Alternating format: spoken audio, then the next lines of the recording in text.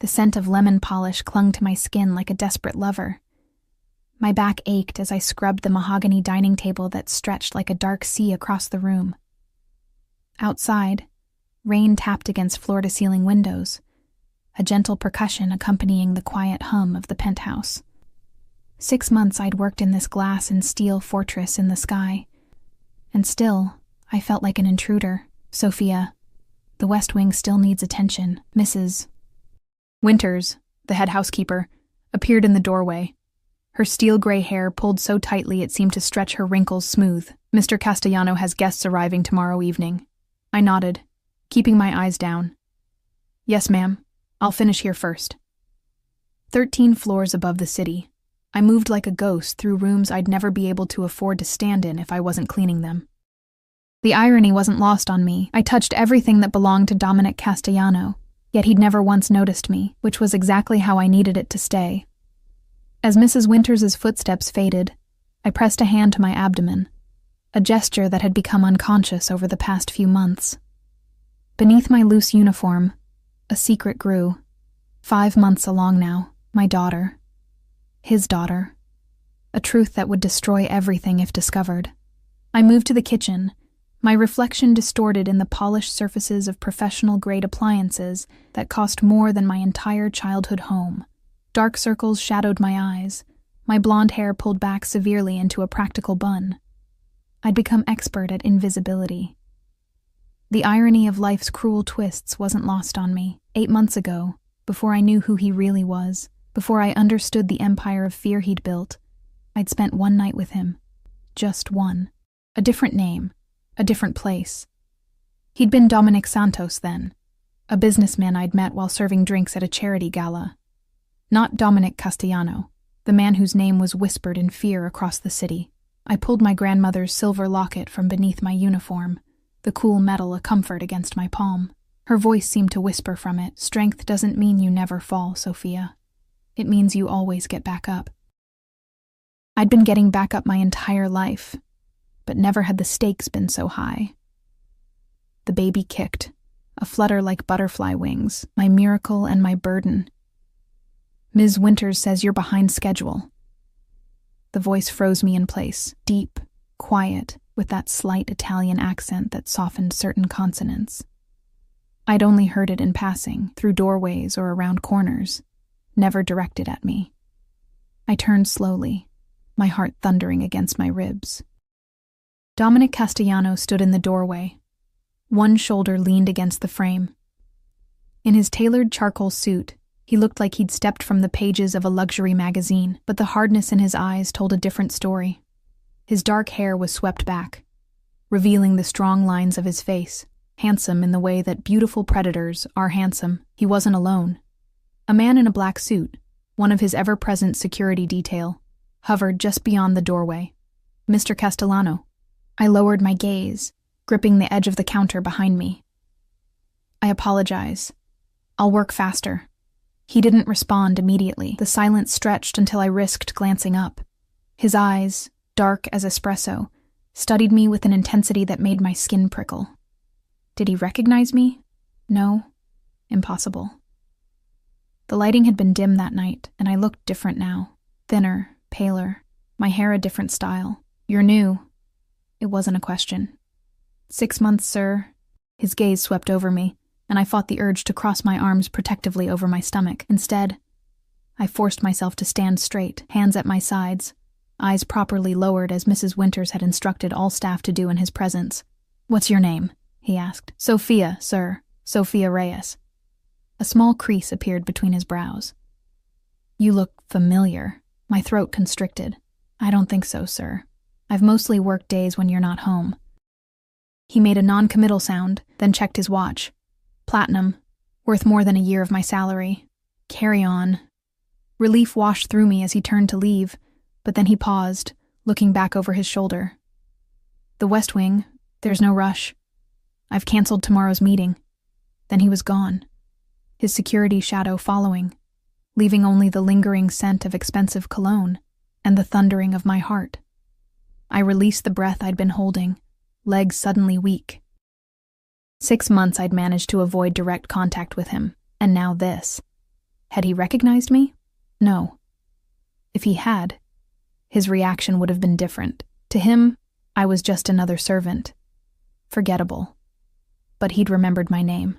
The small apartment I shared with my cousin Elena was a 30-minute bus ride from Castellanos' luxury building. After swiping my keycard at the employee exit, I pulled my coat tight against the November chill and hurried to the bus stop, constantly glancing over my shoulder, a habit I couldn't shake since learning who Dominic really was.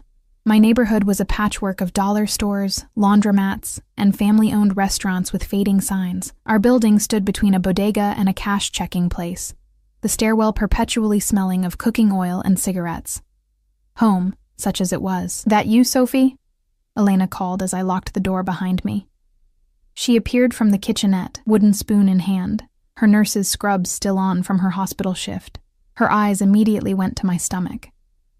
"How's my little niece today? Active?" I smiled, the first genuine one of the day, like she's training for the Olympics. All kickboxing. Elena was the only person who knew my secret, both about the baby and its father. She'd been horrified when I'd taken the job at Castellanos' penthouse. But we both knew the irony. It was the perfect hiding place. Who would look for his unknown, pregnant one-night stand working as a maid in his own home? "You look exhausted," she said, returning to the small pot of beans she was stirring. "Sit before you fall." I sank onto our second-hand couch, kicking off my sensible shoes. He spoke to me today. The stirring stopped. Elena appeared in the doorway, alarm widening her eyes. "Castellano? Directly?" I nodded, recounting the brief interaction. "Did he recognize you?" "I don't think so," I said, but uncertainty gnawed at me. It was dark that night, and I had my hair down, wore makeup. I looked different. Elena set the spoon down and came to sit beside me. "Sophie, maybe it's time to reconsider. My friend in Phoenix said you could stay with her until—" "And do what?" I interrupted. "Have this baby with no job, no insurance, in a city where I know no one? The pay at Castellanos is better than anything else I could get, and the insurance—" I trailed off, both of us knowing the reality. Without that job, I couldn't afford proper prenatal care. "It's dangerous," Elena insisted. "If he ever found out, he won't." I squeezed her hand. "I'm just another maid to him, invisible." But as I said it, I remembered the intensity in his gaze, that moment of scrutiny that had felt like being under a microscope. Had there been a flicker of recognition? Later, in the shower, I let the hot water sluice over my aching body, one hand cradling my growing belly. Through the thin walls, I could hear the television Elena had turned on. A news report about another business that had mysteriously burned down after refusing protection from unnamed sources. I knew what that meant now. Castellanos' empire wasn't built on legitimate business alone. The charities and corporate holdings were facades for something darker. That night, as I lay in bed, I remembered how I'd met him, the charity gala where I'd been hired to serve drinks, wearing a black dress that matched all the other servers. He'd noticed me, really seen me, when I'd caught a tray of champagne flutes that another server had knocked over. Somehow, I'd managed to save every glass, a feat of balance that had drawn applause from nearby guests. "Impressive reflexes," he'd said, appearing at my elbow as I set the tray down at the service station. I'd looked up into those dark eyes and felt something electric pass between us. He hadn't been wearing a wedding ring. He'd introduced himself as Dominic Santos, a real estate developer. His smile had transformed his face, softening the hard edges. We'd talked for only minutes, but when my shift ended, he'd been waiting outside, one night. One beautiful, passionate night, where I'd felt seen for the first time in years. Then he'd disappeared, leaving only a hotel keycard and the memory of his touch. No number, no way to reach him. It had hurt, but I'd moved on. Until the pregnancy test 2 weeks later. It had taken me another month to discover who he really was. A photo in a business magazine at Elena's doctor's office. Dominic Castellano, not Santos, at the opening of a new luxury hotel. The article had mentioned his varied business interests and connections to old New York families. Euphemisms for what everyone knew but no one said aloud. By then, I'd already decided to keep the baby, my baby, mine alone. A sharp kick jolted me from my thoughts. "Shh, little one," I whispered, stroking my belly. "Everything's going to be fine, I promise." The lie tasted bitter on my tongue. The next morning dawned gray and threatening snow. I arrived at the penthouse early, as always, entering through the service elevator with 2 other maids. Mrs. Winters met us in the staff area, her clipboard already in hand. "Change of plans," she announced. "Mr. Castellano will be working from home today. Sophia, you'll handle the main living areas. Maria, the guest rooms need preparation for weekend visitors. Lucia, the kitchen and dining room." My stomach dropped. "Mrs. Winters, I thought I was scheduled for the West Wing today." Her lips thinned. "Mr. Castellano specifically requested you for the main areas." The other maids glanced at me with curiosity and something else. Concern, perhaps. Everyone knew it was better to remain invisible to the boss. I moved through my tasks with mechanical precision, dusting shelves lined with leather-bound books that looked untouched, polishing surfaces already gleaming. The penthouse was eerily quiet, except for the occasional murmur of voices from Castellano's closed office door, where he and several men had been meeting since morning. Just before noon, the door opened. 4 men in expensive suits filed out, nodding deferentially to Castellano, who stood in the doorway. I kept my head down, focusing intently on arranging fresh flowers in a crystal vase across the room. "Sophia." His voice carried across the space between us. I looked up, my hands stilling on the stems. "Yes, Mr. Castellano, bring coffee to my office. Black, no sugar. Right away, sir." As I prepared the coffee in the kitchen, I could feel my pulse racing. This was exactly what I'd been avoiding for months. Direct interaction, being alone with him. I checked my appearance in the reflection of a cabinet door, making sure my uniform hung loosely enough to conceal my condition. Balancing the coffee cup on a silver tray, I approached his office door and knocked softly. "Come in."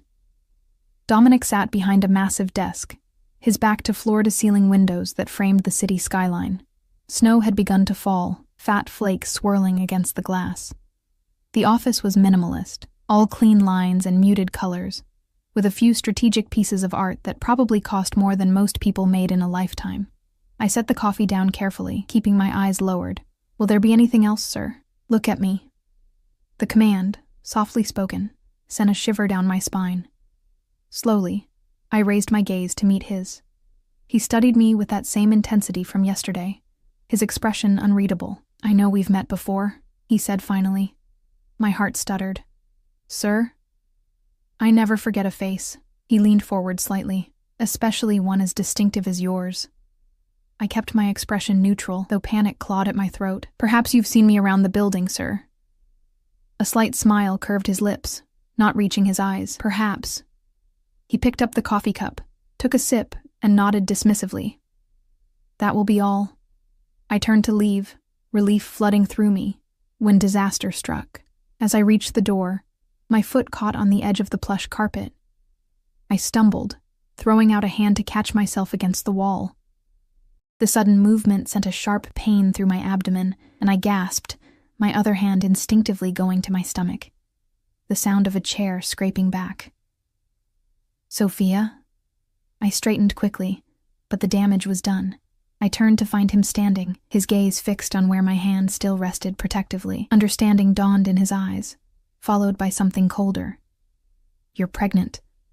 It wasn't a question, but I answered anyway, my voice barely audible. "Yes, sir." His jaw tightened. "Does Mrs. Winters know?" "No," I admitted. "I've been careful." He circled the desk slowly, approaching me with the measured steps of a predator. "How far along?" My mouth went dry. 5 months. Something flickered in his eyes, a calculation, perhaps. I watched as he counted back mentally, saw the exact moment when realization struck. His gaze snapped back to my face, really seeing me for the first time. "The charity gala," he said softly. "The Harrington Foundation. You caught a tray of champagne." The floor seemed to tilt beneath me. "I should get back to work, Mr. Castellano." I reached for the door handle, but his hand shot out, slamming against the wood panel, keeping it closed. He was close now. Too close. The scent of his cologne surrounding me, bringing back memories I'd fought to suppress. Who are you, really? His voice was dangerously quiet.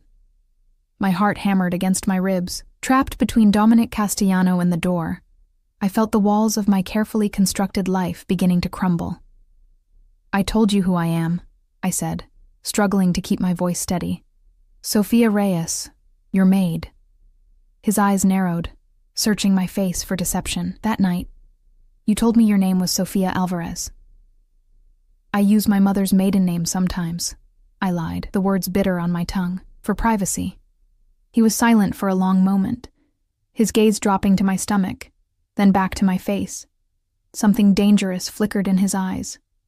Not anger exactly, but a cold calculation that frightened me more. And the father? He asked, his voice deceptively casual. I swallowed hard. Not in the picture.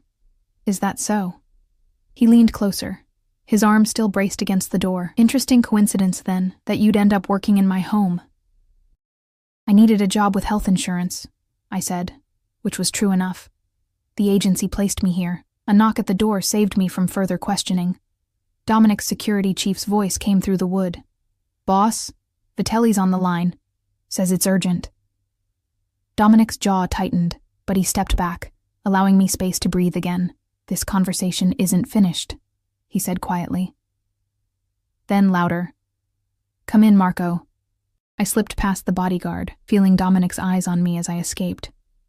My hands trembled so badly I had to clasp them together as I made my way to the staff bathroom, locking myself inside. Leaning against the sink, I stared at my reflection in the mirror. Pale face, wide eyes filled with fear. He knew, or at least he suspected. The father of my child was not some nameless boyfriend, but him, Dominic Castellano, the man whose floors I polished and whose laundry I folded. What would he do with that knowledge? The baby kicked, as if sensing my distress, and I placed a gentle hand over the spot. It's okay, I whispered. We're okay. Another lie. By some miracle, I managed to avoid Dominic for the rest of the day. When my shift ended, I changed quickly in the staff locker room, pulling on my coat and hat before slipping out through the service entrance. The snow had stopped, leaving the city dusted in white that was already turning to gray slush along the curbs. I was halfway to the bus stop when a black SUV with tinted windows pulled up alongside me. My steps faltered as the rear window slid down, revealing Marco, Dominic's security chief. Ms. Reyes, he said, his face expressionless. Mr. Castellano would like to speak with you. It wasn't a request. I glanced around, weighing my options. Running was pointless. Where would I go? And causing a scene would only make things worse. I need to get home, I said. My cousin is expecting me. We'll inform her you'll be late. He opened the door. Please.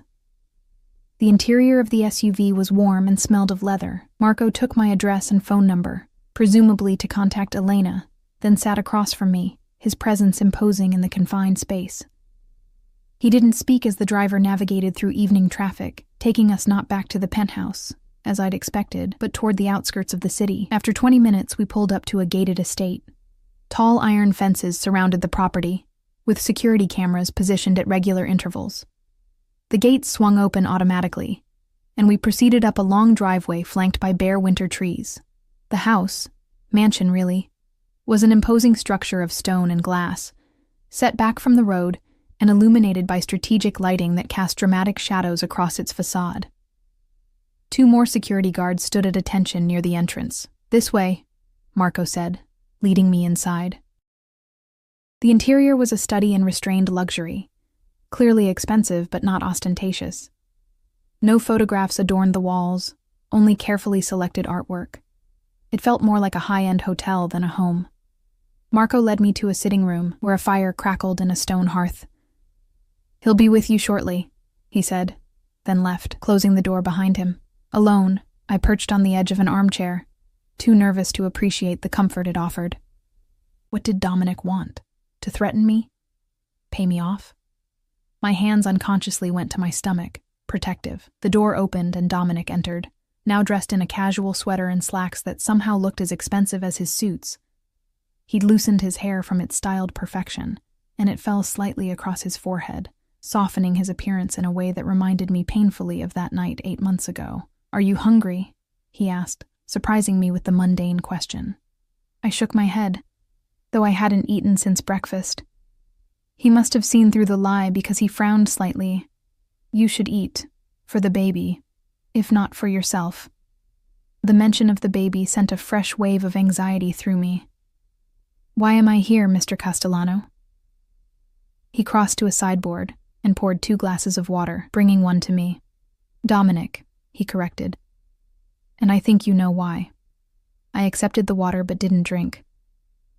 "I don't want anything from you." A smile, cold and without humor, curved his lips.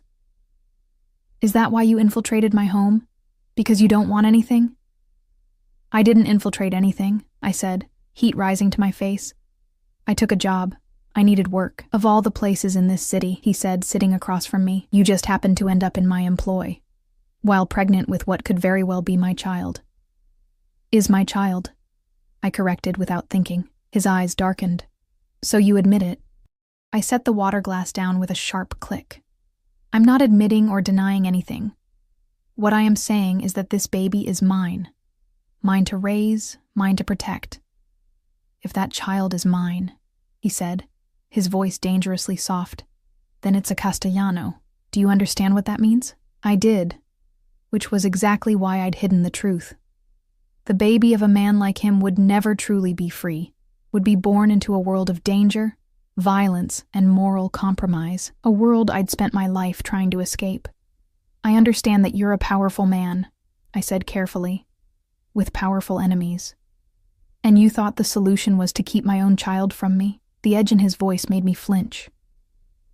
"I didn't know who you were when we met," I said. "You told me your name was Santos, that you were in real estate. You disappeared after that night, left me with nothing but a hotel key card." He had the grace to look slightly abashed at that, but his expression quickly hardened again. "And when you discovered who I really was?" "I was already pregnant," I said. "And I'd already learned enough about Dominic Castellano to be terrified of him." A muscle ticked in his jaw. "What exactly do you think you know about me?" The fire popped loudly in the grate, sending sparks against the screen.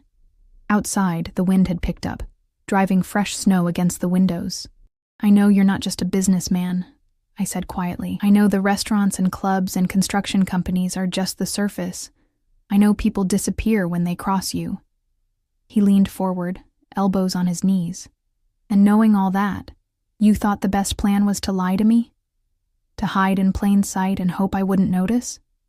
Put that way, it did sound foolish, reckless even, but fear makes people do desperate things. "I was afraid," I admitted. "Not just for myself, for her." His eyes dropped to my stomach. "Her?" Something in his voice made me look up. The hardness in his expression had softened, almost imperceptibly. "It's a girl," I said. "I found out last month." He was silent for a long moment, his gaze still fixed on where his daughter grew beneath my heart. When he spoke again, his voice was different, still controlled, but with an undercurrent I couldn't quite identify. "You'll stay here tonight," he said, rising. "We have things to discuss, but you need rest and food." It wasn't a request. Before I could protest, he'd pressed a button on the wall, and a middle-aged woman appeared almost instantly. "Maria will show you to a guest room," he said. "I have business to attend to, but I'll have dinner sent up. We'll talk in the morning." "My cousin," I began, "has been informed that you're safe and will be home tomorrow," he cut in. "Marco has seen to it." With that, he left, and I found myself following Maria up a sweeping staircase to a bedroom larger than my entire apartment. The four-poster bed was made up with linens that felt like clouds when I tentatively touched them. A bathroom adjoined the bedroom, complete with a soaking tub and shower that could have fit 3 people. "Mr. Castellano said to make yourself comfortable," Maria said, opening a closet to reveal a selection of women's clothing in various sizes. "Dinner will be up shortly. Is there anything else you need?" I shook my head, too overwhelmed to speak. When she left, I sank onto the edge of the bed, finally allowing tears to spill down my cheeks. Everything I'd feared had come to pass. Yet here I was, not dead or threatened, but installed in a luxury guest room like some sort of precious object. That thought sent a chill through me. Was that what I was now? Another possession for Dominic Castellano to control? Dinner arrived on a covered tray, a fragrant pasta dish, salad, bread still warm from the oven, and a dessert of fresh berries and cream. Despite my anxiety, hunger won out, and I ate every bite. Afterward, I took a long shower, letting the hot water soothe my aching back. The borrowed nightgown fit loosely over my bump, the silk cool against my skin. I climbed into the enormous bed, certain I wouldn't sleep a wink. Yet exhaustion claimed me almost immediately, pulling me down into darkness. I woke to sunlight streaming through partially opened curtains. For a moment, I didn't recognize where I was, reaching instinctively for the familiar shape of my narrow bed at home. Instead, my hand met expensive sheets and empty space. Reality crashed back. Dominic's house. His discovery. The precarious position I now found myself in. A soft knock at the door startled me. "Come in," I called, pulling the covers higher. It wasn't Maria, but Dominic himself who entered, already dressed for the day in another impeccable suit. He carried a tray with what looked like breakfast and set it on a small table near the window. "Did you sleep well?" he asked, his tone oddly formal. I nodded, suddenly conscious of my disheveled appearance. Tangled hair, borrowed nightgown, face puffy from sleep and yesterday's tears. "Good." He gestured to the tray. "You should eat. Then we need to talk." The breakfast was simple but perfect. Eggs, toast, fresh fruit, and orange juice. Dominic didn't join me but stood by the window, looking out at the snow-covered grounds, his back to me. "Why did you run?" he asked suddenly. "After you learned who I was, why not come to me directly?" I set down my fork. "Because I was afraid you'd take her from me." He turned, his expression incredulous. "Take her?" "Men like you," I said, the words bitter on my tongue. "With power, with money, they get what they want. And if what they want is a child without the inconvenience of its mother, they find a way." His jaw tightened. "Is that what you think of me? That I'd tear an infant from its mother's arms?" "I don't know you," I said simply. "Not really. One night 8 months ago doesn't make us intimates. What I do know is your reputation." He moved toward me then, his steps measured, deliberate. "And what exactly is my reputation, Sophia?" The way he said my name sent a shiver down my spine. Part fear, part something else I didn't want to examine. "That you're dangerous," I said. "That you hurt people who cross you. That your business isn't entirely legitimate." A cold smile curved his lips. All true. His admission, so casually delivered, stole my breath. I pushed back from the table, putting distance between us. "Then you understand why I was afraid," I said. "Why I still am." Something flashed in his eyes, anger, perhaps, or hurt. Before he could respond, his phone rang. He checked it, his expression darkening. "I have to take this," he said. "Stay here. We're not finished." As soon as he left, I was on my feet, moving to the closet to find something to wear. I had to get out of here, back to Elena, back to some semblance of control over my own life. The borrowed jeans fit over my bump, and I found a sweater loose enough to be comfortable. I was lacing up my boots when the door opened again. I expected Dominic, but it was Marco who entered, his expression grave. "Ms. Reyes?" he said. "Mr. Castellano asked me to escort you home." Relief washed through me. "Now?" He nodded. "He's been called away on urgent business. He asked me to tell you that he'll be in touch." The same black SUV was waiting outside. As we drove back toward the city, I stared out at the winter landscape, my mind racing. What did "he'll be in touch" mean? What happened next? Marco remained silent until we reached my apartment building. As he opened my door, he finally spoke. "Mr. Castellano values family above all else," he said, his voice oddly gentle. "Remember that." Was it a warning or reassurance? I couldn't tell. Elena rushed to the door as I entered, pulling me into a fierce hug. "Dios mío, Sophie. I was so worried. That man who called said you were with Castellano." "I'm okay," I assured her, though I wasn't sure that was true. "But he knows, Elena. About the baby." Her face paled. "What happened? Did he hurt you?" "No," I said, sinking onto our couch. He was, I don't know, controlled. Cold at times, but not violent. What does he want? The question echoed my own fears. I don't know. We didn't finish our conversation. Elena sat beside me, taking my hands in hers. Sophie, you need to leave. Today. Go to Phoenix. Or even further. Before he decides. Decides what? What you're worth to him, she said, her voice breaking. Men like him, they own people. And if he thinks that baby is his... The baby kicked, a sharp jab that made me wince. She is his. Then you're already in his world, Elena whispered. And God help you get out. 3 days passed with no word from Dominic. I returned to work at the penthouse, but Mrs. Winters informed me that Mr. Castellano was traveling and not expected back until the weekend. The routine of cleaning, polishing, and fading into the background should have been comforting. A return to normalcy. But every sound made me jump. Every ring of the elevator sent my heart racing. Elena watched me with worried eyes each evening, her suggestions that I run growing more insistent. But where would I go that a man like Dominic Castellano couldn't find me? And more importantly, did I want to spend my life looking over my shoulder, raising my daughter in fear? On the 4th day, as I was changing the linens in one of the guest bedrooms, Mrs. Winters appeared in the doorway. Sophia, she said, her tone unusually gentle. You have a visitor in the staff room. My hand stilled on the sheets. A visitor? A Mr. Marco Russo. Her eyes flicked briefly to my stomach, then back to my face. Mr. Castellano's associate. So she knew. Of course she did. Nothing happened in this household without Mrs. Winters' knowledge.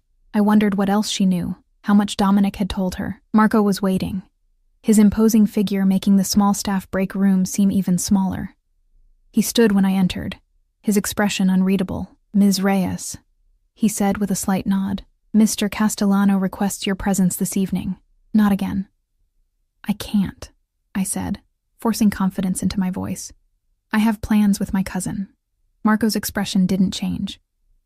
Mr. Castellano was quite insistent. He'll send a car at 7.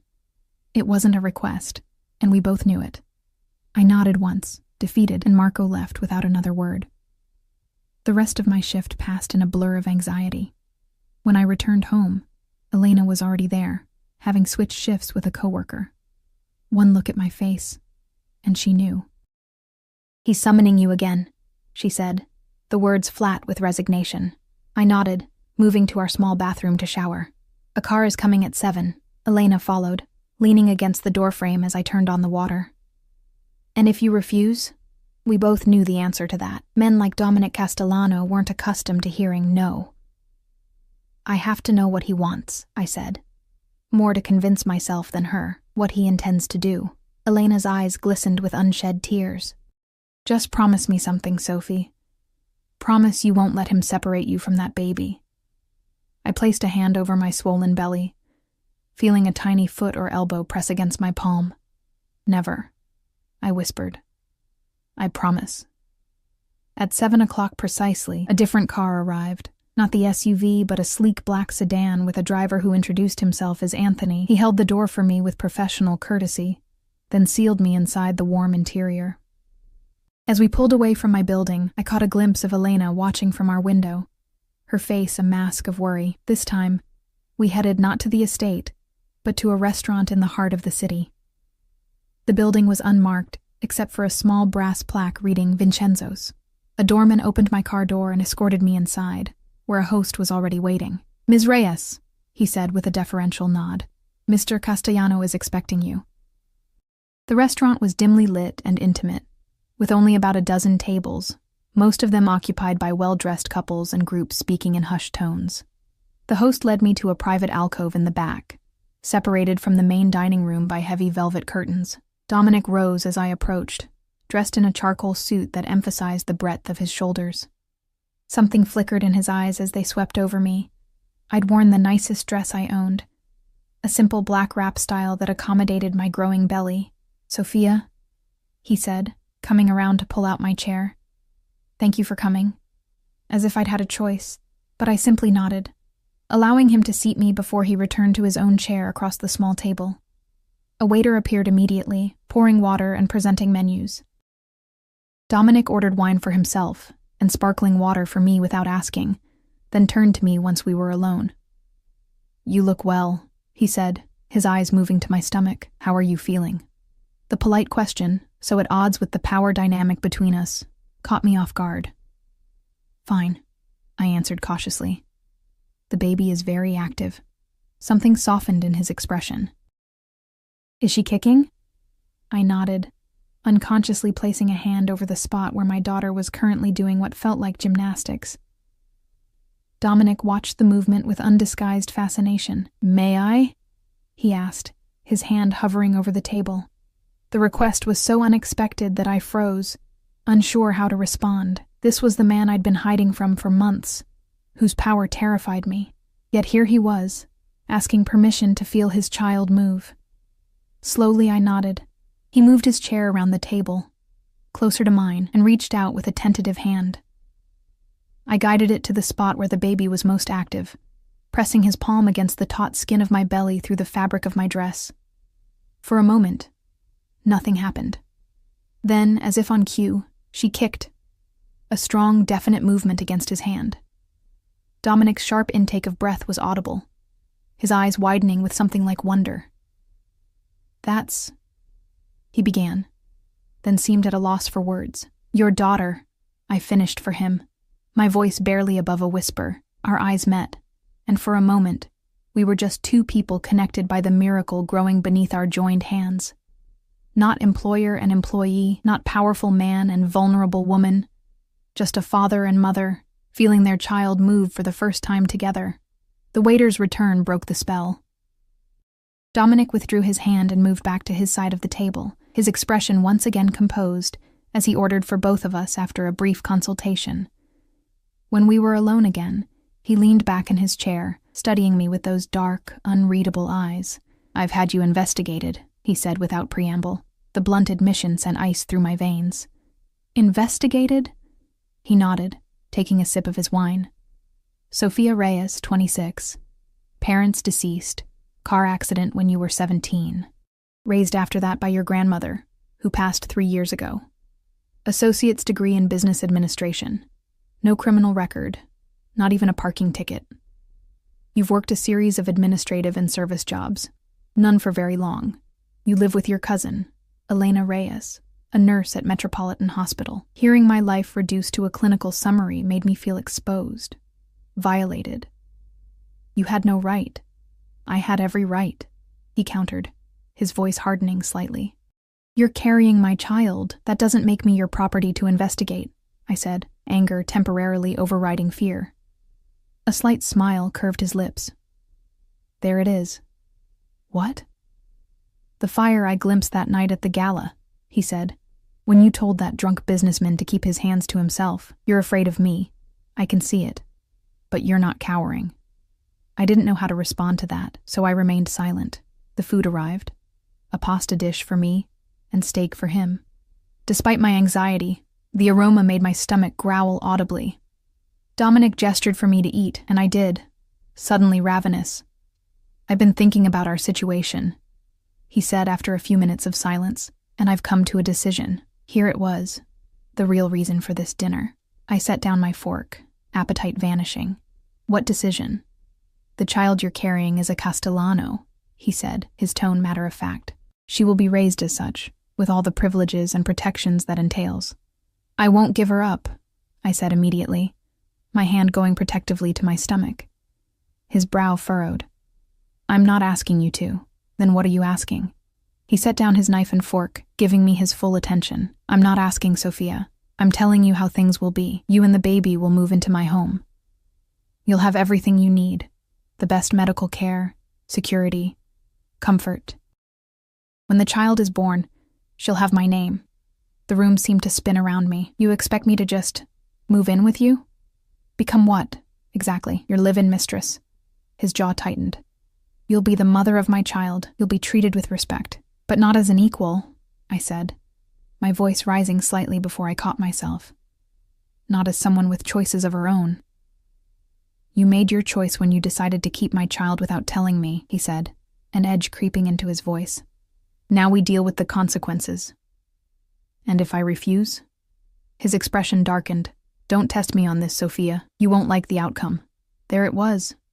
The threat I'd been waiting for, the confirmation of every fear that had kept me hiding these past months.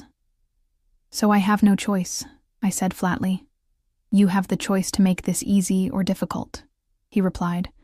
But the end result will be the same. My daughter will be raised in my home, under my protection. As your possession, I said bitterly. As my heir, he corrected. Do you have any idea what that means? The life she'll have, the opportunities? The danger, I countered. The enemies, the moral compromise. Something flickered in his eyes, surprise perhaps, that I would speak so boldly. You know nothing about my life. I know enough, I said. I've heard the whispers. I've seen the news reports about accidents that befall your business rivals. I know what protection money really means. He leaned forward, his voice dropping to a dangerous whisper. Then you should also know better than to refuse me. Fear closed my throat, but I forced myself to meet his gaze. When? Tomorrow, he said. A car will pick you up at noon. Pack whatever personal items you wish to bring. Everything else will be provided. Just like that, my life was being rearranged without my consent. I fought back tears of frustration and fear. May I be excused? I asked, needing to escape his presence before I broke down completely. He nodded once, and I rose, heading for the restroom on unsteady legs.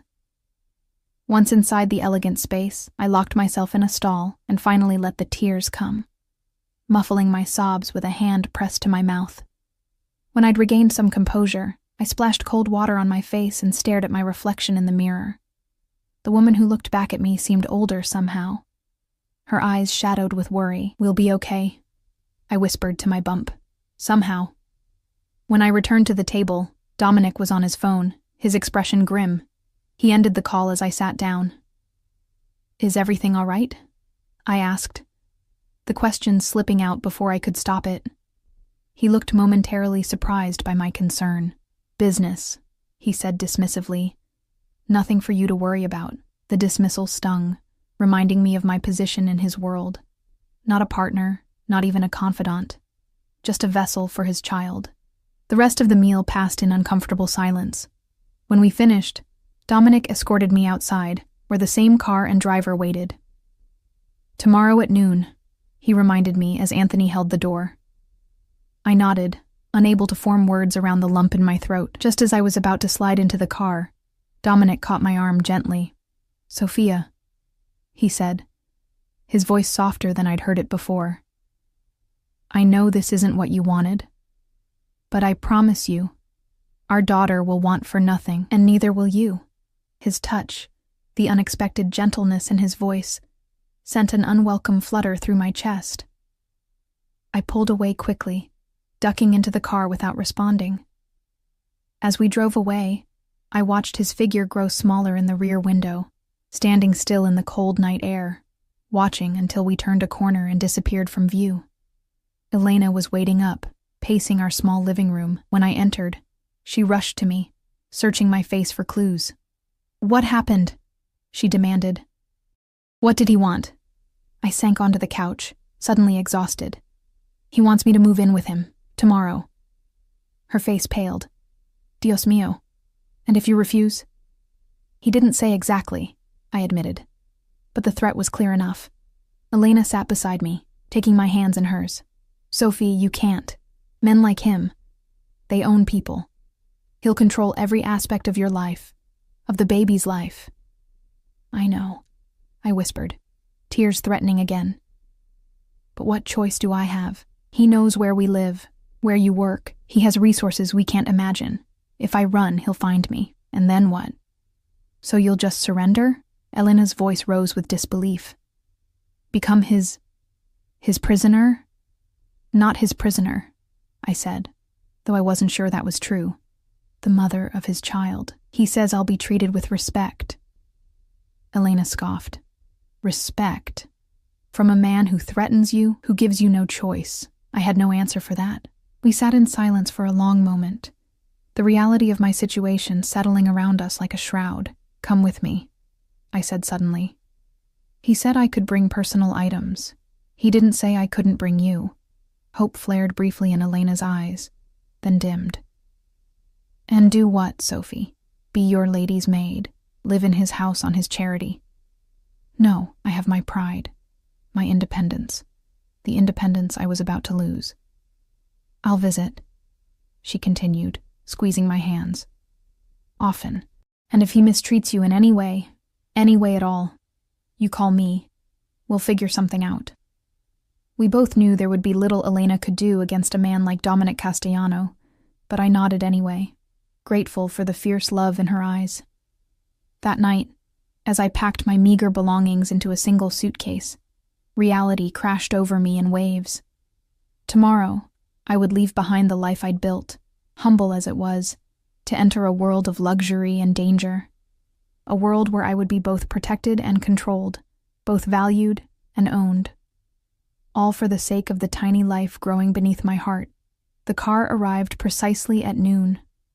I embraced Elena tightly, both of us fighting tears, then climbed into the back seat with my suitcase. As we pulled away, I watched my cousin's figure grow smaller in the window, just as Dominic's had the night before. This time, we drove to the penthouse where I'd worked for 6 months. The doorman, who had never before acknowledged my existence when I entered through the service entrance, now rushed to open my door and take my suitcase. "Welcome, Ms. Reyes," he said with a deferential nod. Marco was waiting in the lobby. "Mr. Castellano is in a meeting," he informed me, as we rode the private elevator to the top floor. "He asked me to get you settled." The penthouse looked different from this perspective. Not as a servant moving invisibly through its spaces, but as a guest being escorted through its grandeur. Marco led me not to the staff quarters, but to a suite of rooms I'd only cleaned when vacant. "These will be your quarters," he said, opening the door to a sitting room larger than my entire apartment. Beyond it, I could see a bedroom with a massive 4-poster bed, and a bathroom gleaming with marble and glass. "Your things have been unpacked," Marco continued, gesturing to a walk-in closet where my few items of clothing looked lost among racks of new garments, tags still attached. "Mr. Castellano took the liberty of having some appropriate items purchased for you. If anything doesn't fit or isn't to your taste, Maria can arrange alternatives." I ran my fingers over a silk blouse that probably cost more than a month's rent. "This is a lot." Marco's expression softened slightly. "Mr. Castellano wants you to be comfortable, but not free." The thought must have shown on my face, because Marco added, "He's not the monster you think he is, Ms. Reyes." Before I could respond, a soft knock came at the door. Maria entered, carrying a tray with tea and small sandwiches. "You must be hungry after your move," she said kindly. "Mr. Castellano asked me to make sure you eat, and the doctor will be here at 3 to check on you and the baby." "Doctor?" I repeated, startled. Maria nodded. "Dr. Chen is the best obstetrician in the city. She'll be handling your care from now on." So my medical decisions were being made for me as well. I nodded mutely, overwhelmed by how quickly control of my life was slipping away. After Maria and Marco left, I explored my new quarters, a gilded cage, beautiful, but still a cage. The sitting room featured comfortable furniture, bookshelves stocked with volumes I suspected had been chosen specifically for me. How much investigation had Dominic's people done? And a television discreetly hidden in a cabinet. The bedroom continued the theme of understated luxury. The bed dressed in linens that probably cost more than my car, a chaise lounge positioned near windows that offered a breathtaking view of the city, a desk equipped with a laptop and phone. In the bathroom, I found every toiletry I could possibly need, including pregnancy-safe skincare products and bath oils. The closet held not just everyday clothes, but maternity wear for every occasion. Casual, business, and even formal gowns. Every detail had been considered. Every need anticipated. It was both thoughtful and terrifying. How long had Dominic been planning this? How many people had been involved in preparing for my arrival? Dr. Chen arrived precisely at 3, a petite woman with a no-nonsense manner that I found oddly comforting. She examined me thoroughly, asking detailed questions about my previous care. "Everything looks good," she said, as she listened to the baby's heartbeat. "Strong and steady. but I'd like to do a more comprehensive ultrasound tomorrow at my office. You're starting the 3rd trimester soon, and I want to establish a baseline. I nodded, watching as she made notes in a tablet. Thank you, doctor. She looked up, her expression softening. This must be overwhelming for you. The simple acknowledgement of my situation brought tears to my eyes. I blinked them away quickly. Mr. Castellano wants the best care for you and the baby, she continued. That I can promise you. After she left, I sat by the window, watching the city below. People moved like ants along the streets, going about their lives, free to make their own choices. A freedom I no longer had. The door opened without a knock, and Dominic entered. He'd loosened his tie and rolled up his sleeves, giving him an oddly vulnerable appearance at odds with the power he wielded. How are you settling in? He asked, crossing to stand near my chair. Fine, I said, not meeting his eyes. Dr. Chen says everything looks good with the baby. I nodded, still looking out the window. He sighed, running a hand through his hair, a surprisingly human gesture. This doesn't have to be a prison, Sophia. I finally looked at him, unable to mask my skepticism. What would you call it when someone is forced to live somewhere against their will? His jaw tightened. You're not a prisoner. You're free to come and go as you please, with security, of course. For my protection? I asked, unable to keep the sarcasm from my voice. Yes, he said simply. Whether you believe it or not, there are people who would harm you just to get to me. That's the reality of my world, his world. A world I'd been dragged into without consent. And what exactly is your world, Dominic? I asked quietly. Because from where I'm sitting, it looks like one built on fear and violence. He moved to the window, looking out at the city sprawled beneath us. For a long moment, he was silent, as if weighing how much to reveal. My father came to this country with nothing, he finally said. He built something from nothing, protecting our people when the law wouldn't. Yes, sometimes that meant violence. Sometimes it still does. He turned to face me, his expression hard. I won't apologize for who I am or what I've done. Every decision I've made was to protect what's mine. And now that includes me and the baby. I said, yes. The simple confirmation hung in the air between us. At least he wasn't pretending this was anything other than what it was. Acclaiming, what happens now? I asked. What does this arrangement look like day to day? He seemed relieved at the practical question. You'll want for nothing. Your job now is to take care of yourself and the baby. After she's born, we'll reassess. And us? I gestured between us. What are we in this scenario? A muscle ticked in his jaw. Co-parents. Beyond that? Time will tell. Not the answer of a man planning to force himself on me, at least. A small relief. I'd like to continue working, I said, surprising myself with the request. Not as a maid, obviously, but something. I have a business degree. I need purpose. He studied me for a moment, then nodded slowly. We can discuss possibilities. One of my legitimate businesses, perhaps. The qualifier, legitimate, wasn't lost on me, a reminder of the darker aspects of his empire that would always exist in the shadows of our lives. And Elena? I asked. I want to see her regularly. Of course, he said, as if the request were trivial. She's your family.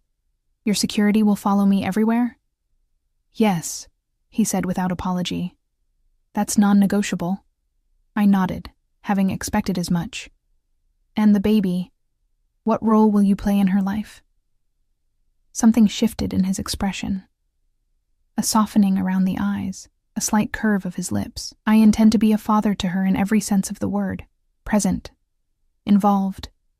Devoted. The sincerity in his voice caught me off guard. Despite everything, despite the fear and resentment simmering inside me, I found myself believing him. What will you tell people? I asked. About me, about us, about how this happened. He considered this. The truth, more or less, that we had a relationship, that you're carrying my child, that you've moved in with me as we prepare for the birth. The details are no one's business but ours. A sanitized version of the truth. But I supposed it was better than some alternatives. I have a dinner meeting, he said, checking his watch. Will you join me for breakfast tomorrow? 8 o'clock? It wasn't really a question, despite the phrasing. I nodded, and he left, the door closing softly behind him. Alone again, I explored more of my new home, trying to adjust to the surreal reality of my situation. The closet full of clothes in my size, the bathroom stocked with products I'd never afford on my own, the sitting room with books that matched my tastes. All of it spoke to the thoroughness of Dominic's investigation into my life. I should have been more disturbed by the invasion of privacy, but exhaustion was overtaking me. The emotional toll of the day, coupled with the physical demands of pregnancy, left me barely able to keep my eyes open. I showered in the luxurious bathroom, slipped into silk pajamas that felt alien against my skin, and climbed into the enormous bed. Despite my certainty that I'd lie awake worrying, sleep claimed me almost instantly. The next few weeks settled into an uneasy routine. Breakfast with Dominic became a daily occurrence. Formal at first, then gradually more relaxed as we cautiously felt out the boundaries of our strange arrangement. He asked questions about the baby, about my health, about my preferences and needs. I found myself asking about his day, his business, though he kept details vague, shielding me from the aspects of his life he deemed unsuitable. Dr. Chen confirmed that the baby was developing perfectly. Elena visited twice a week, initially tense and suspicious, but gradually relaxing as it became clear that, at least for now, I was being treated well. My life became a strange blend of luxury and confinement. I was free to use the penthouse gym, the private library, the terrace garden. I could order anything I wanted, wear anything I chose from my expanding wardrobe, eat whatever I craved from the kitchen staffed by a private chef, but always, there was security. Marco or Anthony or another member of Dominic's team accompanied me whenever I left the penthouse. My phone calls were presumably monitored, my movements tracked. For my protection, Dominic insisted, and perhaps that was partly true. But we both knew it was also to ensure I didn't run. 3 weeks into this arrangement, Dominic approached me after breakfast. "I have a proposition for you," he said. "You mentioned wanting to work." I straightened. Interest piqued. The endless days of leisure had begun to wear on me, boredom and restlessness becoming constant companions. "My charitable foundation needs reorganizing," he continued. "The current director is retiring, and the operation could use a fresh perspective. You have a business degree, organizational skills, and from what I've seen, a compassionate nature. Would you be interested?" I stared at him, surprised by the offer. "Your charitable foundation? What does it do, exactly?" "Various initiatives, scholarships for underprivileged youth, medical assistance for families without insurance, small business grants in struggling neighborhoods." He shrugged slightly. "It was my mother's project originally. I've maintained it, but it needs attention." "And you'd trust me with that?" I couldn't keep the skepticism from my voice. A slight smile curved his lips. "You're carrying my child, Sophia. If I can trust you with that, I can trust you with a foundation." Put that way, it made a certain sense. Still, I hesitated. Would this be a real position, with actual responsibilities and authority? Or a make-work job to keep me occupied? His eyes narrowed slightly at my challenge, but he answered evenly. "Real work, real responsibility, real impact. You'd report to me, of course, but day-to-day decisions would be yours. The opportunity to do meaningful work, to have some purpose beyond incubating Dominic's heir, was too tempting to refuse." "Yes," I said, "I'm interested." He nodded, seemingly pleased. "Good. I'll have the files brought to you today. Take some time to review the current projects, get a feel for the organization. When you're ready, we'll discuss your ideas." It was the first time since moving in that I felt something close to excitement. Having meaningful work, being trusted with responsibility, it was a small step toward reclaiming some sense of self. The foundation files revealed an organization larger and more impactful than I'd expected. Millions of dollars flowed through it annually, funding everything from after-school programs to healthcare initiatives. The current director had done solid work but lacked vision, maintaining existing programs without expanding or innovating. I threw myself into learning everything about the foundation, identifying inefficiencies, imagining new possibilities. It gave me purpose, a focus beyond my circumstances. For hours each day, I could forget that I was essentially a captive, forget the complicated relationship with the man whose child I carried, and simply work. Dominic seemed pleased by my enthusiasm, reviewing my proposals with genuine interest, approving most of my suggestions. It was the first glimpse I had of him as something other than a feared mafia boss, seeing him instead as a businessman with sharp intelligence and strategic thinking. As my pregnancy progressed into the 7th month, my body grew more unwieldy, but my mind remained engaged with the foundation work. Elena noted the change in me during her visits, the spark that had returned to my eyes. "You seem better," she said carefully during one visit, as we sat on the terrace enjoying the early spring sunshine. "I am," I admitted. "The work helps. Gives me something to focus on besides—" I gestured vaguely at my situation. Elena's expression remained concerned. "Just don't forget what he is, Sophie." "What he did." "I haven't forgotten," I said quietly. And I hadn't. Despite the growing ease between us, despite the glimpses of a different Dominic, one who listened attentively during doctor's appointments, who remembered my food preferences, who discussed books and films with surprising insight, I never forgot how I'd come to be here. The lack of choice, the implicit threat. Yet something was shifting between us, subtle but undeniable. I caught him watching me sometimes with an expression I couldn't quite interpret. Not just possessive, not just concerned for his child, but something more complex.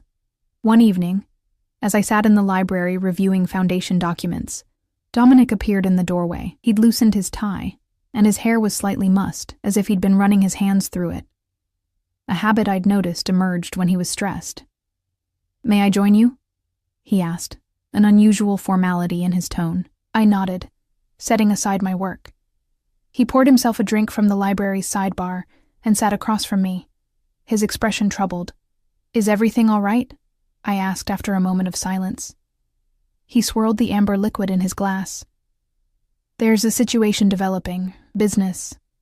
It may require me to be away for a few days." I waited, sensing there was more. "It could be dangerous," he continued. "I've increased security here. Marco will be in charge of your protection personally." Fear clutched at my heart, surprising in its intensity. "What kind of danger?" He met my eyes. "The kind that comes with my world, a rival organization making moves they shouldn't." The reminder of exactly who he was, what he did, sent a chill through me. "When do you leave?" I asked, trying to keep my voice steady. "Tomorrow morning." He finished his drink and set the glass down. "I wanted to ask, if something happens to me, don't." I interrupted, a sudden panic rising in my throat. "Don't talk like that." He looked surprised by my vehemence. "It's just practical, Sophia. If something happens, Marco has instructions. You and the baby will be taken care of, protected. I don't want your money or your protection if it means you're dead," I said, the words escaping before I could consider them. Something shifted in his expression, surprise, followed by a warmth I'd rarely seen. He moved to sit beside me on the couch, close enough that I could smell his cologne. "Sophia," he said softly, "after everything, why would you care what happens to me?" It was a fair question. Why did I care? This man had upended my life, had essentially forced me into a gilded cage. Yet the thought of him in danger made my heart race with fear. "I don't know," I admitted. "But I do." He reached out, hesitantly, and brushed a strand of hair from my face. His touch was gentle, almost reverent. "In another life," he said quietly, "we might have met differently, started differently." "Do you regret it?" I asked. "That night at the gala?" His hand moved to rest lightly on my belly, where his daughter grew. "How could I regret what gave me her?" His eyes lifted to mine. "What gave me you?" The words hung between us, charged with meaning I wasn't ready to examine. Before I could respond, the baby kicked, a sharp movement right against Dominic's palm. He smiled, a genuine expression that transformed his face, softening the hard edges. "She knows her father," I said, my voice barely above a whisper. Something vulnerable flashed in his eyes. "I want to be worthy of her, Sophia." of both of you." He leaned forward slowly, giving me time to pull away, when I didn't. His lips met mine in a kiss so gentle it barely qualified as one. A whisper of contact, a question more than a demand. When he pulled back, his expression was uncertain, almost vulnerable. It struck me then that for all his power, all his control, Dominic Castellano was just a man, flawed, complex, capable of both cruelty and tenderness. "Be careful," I said softly. "Come back safely." He nodded once, then stood. At the door, he paused, looking back. "Get some rest. I'll see you before I leave in the morning." After he was gone, I sat for a long time, trying to understand the tangle of emotions inside me. Fear, resentment, and something else. Something I wasn't ready to name, something that felt dangerously close to caring. Dominic was gone for 4 days. 4 days of increasing tension as I caught snippets of hushed conversations among the security staff, as Marco's expression grew more grim with each passing hour, as Elena's worried calls went unanswered because I had nothing to tell her. On the 5th day, past midnight, I was awakened by voices in the penthouse, urgent, tense. I threw on a robe and opened my door to find Marco speaking rapidly into his phone, while 2 other security men moved with purpose through the living area. "What's happening?" I asked, my hand automatically going to my belly. Marco turned, his expression grave. "Ms. Reyes, please return to your room. Everything is under control." "Where's Dominic?" I demanded, fear making my voice sharp. Before Marco could answer, the elevator doors opened and Dominic himself stepped out, flanked by more security. He was pale, with dark circles under his eyes, and he held himself stiffly, as if in pain. Relief crashed through me so intensely that my knees nearly buckled. "You're back," I said, the words inadequate for the emotion behind them. His eyes found mine across the room, and something in his expression softened. "Sophia," he said, his voice rough with exhaustion. "You should be resting." I moved toward him without thinking. "Are you hurt?" "Nothing serious," he said, but the tightness around his mouth suggested otherwise. Marco cleared his throat. "Boss, the doctor is on his way up." Dominic nodded, then gestured for the security team to give us space. When they'd retreated to a respectful distance, he reached for my hand. "I'm sorry if you were worried," he said quietly. "What happened?" I asked, studying his face, cataloging the new lines of strain around his eyes. "Business," he said simply. "Resolved now." I knew better than to press for details. Whatever business had kept him away for 4 days, had brought him home looking haunted and in pain, was part of the world he deliberately kept me sheltered from. "You should sit," I said, noticing how he was favoring his left side.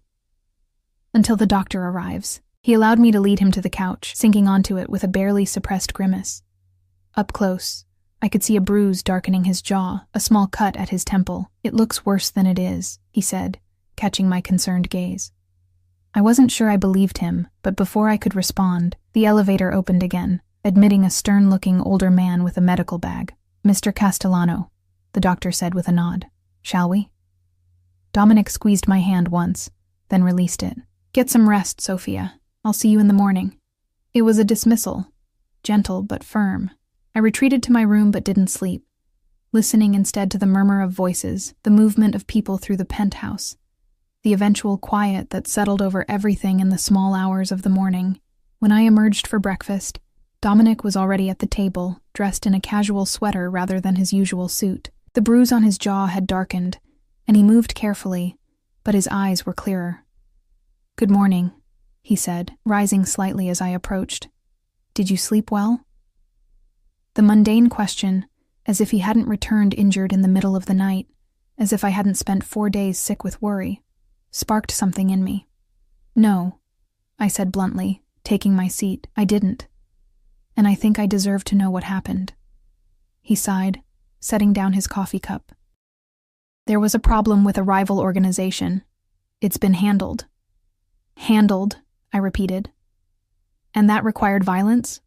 "Sometimes," he said, his voice hardening slightly. Violence is the only language certain people understand. I looked away, reminded again of the gulf between us, the different worlds we inhabited, the different moral codes we lived by. Sophia, he said, gentler now. This is who I am, what I do. I won't pretend otherwise, not with you. And our daughter, I asked, meeting his gaze again. Is this the world you want for her? Something flickered in his eyes. Doubt, perhaps, or regret. I want her safe, protected, loved, but also heir to all this, I gestured vaguely. The danger, the violence, the moral compromise. He was silent for a long moment. My father gave me this life, he finally said. I didn't choose it, not initially, but I embraced it, made it my own. Our daughter will have choices I never had. Will she? I challenged. Or will she be trapped by your name, your reputation, your enemies? The question hung between us, unanswerable. Dominic reached across the table, his hand covering mine. I can't change who I am, he said quietly. But I can promise you this. I will do everything in my power to give her a better path, and to keep both of you safe. It wasn't enough, couldn't be enough, but it was honest. And in that moment, honesty felt like the closest thing to common ground we could find. As my due date approached, the penthouse transformed. A nursery appeared adjacent to my rooms, decorated in soft greens and yellows, stocked with everything a baby could possibly need. Security protocols tightened. Dr. Chen visited weekly, then twice weekly. Dominic became more present, canceling meetings to attend doctor's appointments, asking detailed questions about my health, about the baby's development. I caught him in the nursery once, standing in silence, running his hand over the crib rail with an expression of wonder and terror that made him look suddenly young, vulnerable. Elena visited more frequently, her initial hostility toward Dominic gradually softening as she witnessed his genuine concern for my well-being, his growing excitement about the baby. She still watched him warily, still pulled me aside to whisper, "Are you really okay?" But the urgency behind the question had dimmed. The foundation work continued to give me purpose, a sense of identity beyond mother of Dominic's child. I initiated new programs, redirected funds to maximize impact, built relationships with community leaders. Dominic gave me increasing autonomy, seeming to take pride in my accomplishments. Our relationship evolved into something I couldn't quite define. Not love, not yet, but something beyond the captor and captive dynamic of those early days. We talked more openly, shared meals without tension, occasionally even laughed together. The kisses came more frequently, less hesitant, kindling a warmth that both frightened and excited me. I still had moments of resentment, of fear, of doubt. Still wondered if I was experiencing some form of Stockholm syndrome, finding affection for the man who had, in essence, kidnapped me. But then he would look at me with those dark eyes, vulnerable in a way he showed to no one else. And something in me would soften, would wonder if perhaps we could build something real from these strange beginnings. 2 weeks before my due date, I woke in the night to a sharp pain gripping my abdomen. For a moment, I lay frozen, uncertain. Then another contraction came, stronger than the first, and I knew. I reached for the phone beside my bed, pressing the button Dominic had insisted I use for emergencies. Within moments, he was at my door, hair tousled from sleep, eyes alert with concern. "The baby," I said, wincing as another contraction began. "She's coming." What followed was a blur of activity. Marco driving us to the hospital where Dr. Chen was already waiting, Dominic beside me, unexpectedly calm, holding my hand through each contraction, wiping my brow, murmuring encouragement. Hours later, exhausted beyond anything I'd ever experienced, I heard our daughter's first cry, strong, indignant, full of life. Dr. Chen placed her on my chest, this tiny miracle with a shock of dark hair and perfect miniature features. "She's beautiful," Dominic whispered, his voice thick with emotion. "Perfect." I looked up to see tears in his eyes. This man who commanded an empire through fear, who had enemies willing to kill him, who had essentially forced me into his life, undone completely by 7 pounds of new life. "Would you like to hold your daughter?" I asked softly. The mixture of terror and longing on his face was answer enough. Carefully, I transferred the bundle to his arms, watching as he cradled her with infinite gentleness, as if she were made of glass. "Hello, little one," he murmured. "I'm your father." Something shifted in my heart, watching them together. This man and his child, his heir, his legacy. Not the legacy of violence and fear I'd imagined, but something new, something with the potential to be better. "What shall we name her?" he asked, looking up at me with an expression of such open vulnerability that it stole my breath. We'd discussed names but hadn't settled on one. Now, looking at her, at them, I knew. "Lucia," I said. "It means light." Dominic's smile was radiant. "Lucia Castellano," he said, testing the name. "Perfect." Later, when Lucia was sleeping in her hospital bassinet and Dominic had stepped out to make calls, Elena slipped into the room, her eyes wide with wonder at her new niece. "She's gorgeous, Sophie," she whispered, gently touching Lucia's tiny hand. "How are you feeling?" "Tired," I admitted. "Happy, scared." Elena studied my face. "And him? Castellano? How was he during all this?" "Amazing," I said, surprising myself with the sincerity in my voice. "He never left my side, never faltered." Elena's expression grew serious. "Do you love him, Sophie? After everything?" Did I? The question I'd been avoiding for months now. The man who had upended my life, who had given me no choice but to enter his world. The man who had also given me purpose through the foundation, who looked at me like I was precious, who had held my hand through every contraction, who had wept at the sight of his daughter. "I don't know," I answered honestly. "It's complicated, but I could. Someday." Elena nodded slowly. "As long as it's your choice, that's all that matters. Choice. The thing Dominic had taken from me, and the thing I was slowly reclaiming piece by piece. When he returned, Dominic carried a small velvet box. His expression was uncharacteristically nervous as he approached my bed. "What's that?" I asked, nodding toward the box. He sat beside me, turning the box over in his hands. "A gift. For Lucia. And for you, if you want it." He opened the box, revealing a delicate diamond ring. My breath caught. "This isn't a proposal," he said quickly. "Not yet. I know we have a long way to go, you and I. This is a promise. To Lucia, to give her the family she deserves. To you, that I will earn your trust, your forgiveness, your love, if you'll ever give it." I stared at the ring, then at him, seeing not the feared Mafia boss, but the man beneath, flawed, complex, capable of both darkness and light. "I can't wear it," I said softly. "Not yet." Pain flashed in his eyes, but he nodded, accepting. "When you're ready. If you're ever ready." He closed the box and set it on the bedside table. "It will be here, waiting, just like I will be." Lucia stirred in her bassinet, and we both turned to her. This tiny being who had brought us together, who had changed everything. "We're a family now," Dominic said, his gaze moving from our daughter to me. However unconventional, however imperfect. "A family," I echoed, testing the word, finding it fit better than I'd expected. As Dominic lifted Lucia gently from her bassinet, cradling her against his chest with such tender care, I realized that Elena was right. Choice was what mattered. And while my initial entry into Dominic's world had been choiceless, every step forward would be my decision. The future stretched before us, unwritten. A powerful man learning to be a father. A woman reclaiming her agency. A child who might bridge two worlds, nothing certain except that the path would be neither simple nor straight.